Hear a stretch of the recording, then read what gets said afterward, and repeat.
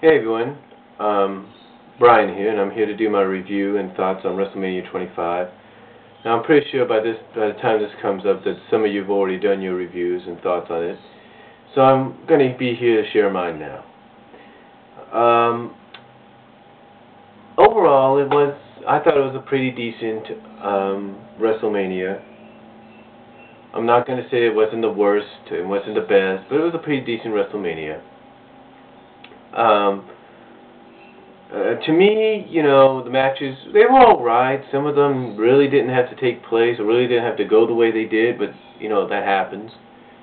I mean, for example, we had the Money in the Bank match, which was the opener, which has been the opener, I guess, for the past 3 years. Decent opener, had a lot of high spots, especially by Shelton Benjamin. I think what kind of killed the momentum a little bit in this match was when you just had Kane and Mark Henry slugging it out at times. I believe, honestly, a Money in the Bank match is not suited for guys like them. I think it's more suited for the other 6 participants, maybe with the exception of Finlay, but the other participants, most definitely. But in the end, CM Punk does end up winning again for the second year in a row, becoming the first back-to-back winner. I think the reason for this is because his title reign was cut short last year, and I think WWE has plans for a longer run for him, but that didn't happen, so I think they're going to make it up to him this year. But entertaining match, but very good opener, decent opener. The Divas Battle Royal. Oh my, the Divas Battle. Son of a, excuse my language, son of a bitch. The Divas Battle Royal. Oh. Come on. I mean, this was supposed to help establish the Divas and Women's division, basically the women's wrestling in WWE. And what's WWE do? They piss all over the Battle Royal. They piss all over it. And how do they piss all over it? By allowing Santino Marella, dressed in drags, as a damn fucking fag, excuse my language, to win it and become Miss WrestleMania. I don't know if they're going to reveal that tonight and have the Battle Royal again tonight so that we can have a decent winner. I don't know, but to me, WWE just pissed all over the women's division, both of them. This was a pathetic joke. I mean, you had divas like Joy, Molly Holly, Sunny, Tori, Victoria coming back to WWE to take part in this, and what do? End up happening? They end up being part of some kind of damn joke. That's what happened. Pathetic. Shouldn't have happened. WWE needs to make up for that tonight. They need to. They need to do it tonight or at Backlash. They need to do it pathetic on the part. Pathetic. It made like I said, made it look like a joke for the women. Pathetic. And I like the women's division. I like the Divas division because you got women wrestlers, true women wrestlers in there, like Mickie James, Beth Phoenix, Gail Kim.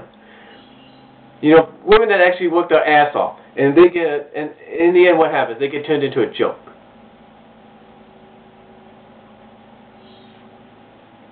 But that's my thoughts on it.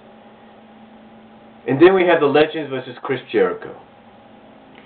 Entertaining match. Legends really trying to show the stuff again one more time. Chris Jericho does win.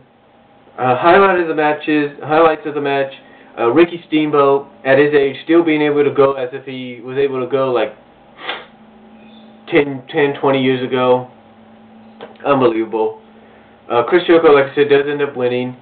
And then he calls in Mickey Rourke, and then Mickey Rourke, another highlight of the match, ends up knocking down Chris Jericho with a left hook, so.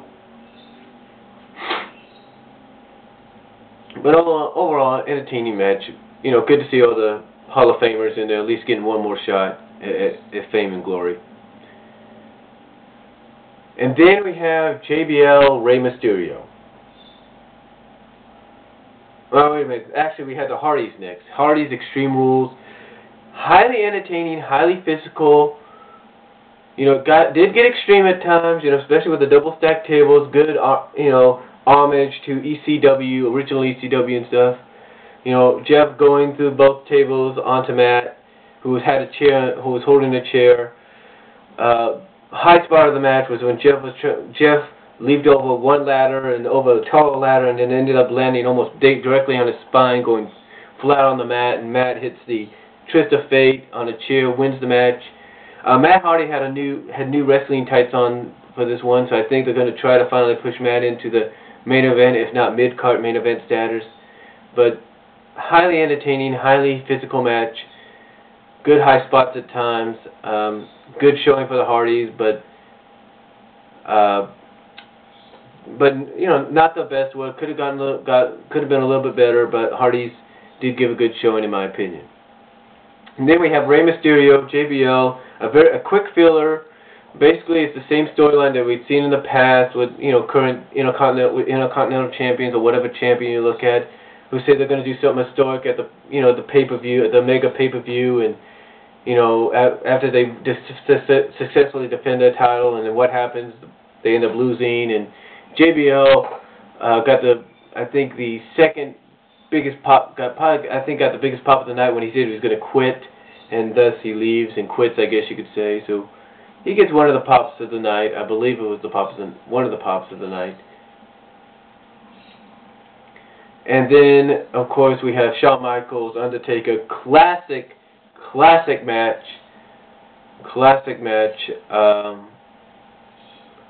If you have to reorder this pay-per-view, if you have to rewatch this pay-per-view again, this is the reason you watch it.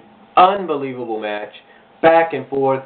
Both men kicking out of the finishers. Undertaker kicking out of Too Sweet Chin Music, and Shawn Michaels kicking out of the Last Ride and the Tombstone, and does get into the ropes to break the Hell's Gate. Classic match. Both men showing that why they're established and who they are, why they're legends, why they're icons, why they're synonymous with WrestleMania. Undertaker does win after he catches Shawn Michaels attempting a moonsault, hits him with the Tombstone a second time, and goes 17-0. Like I say, classic match. If you have to reorder the pay-per-view, this is the reason you do it, this one match.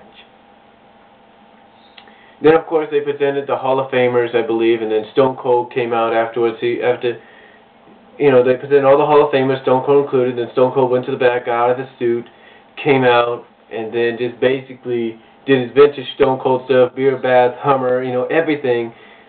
That, along with JBL, I think, that got the biggest pop of the night. That got the biggest pop. JBL, I think, quitting got the second biggest pop.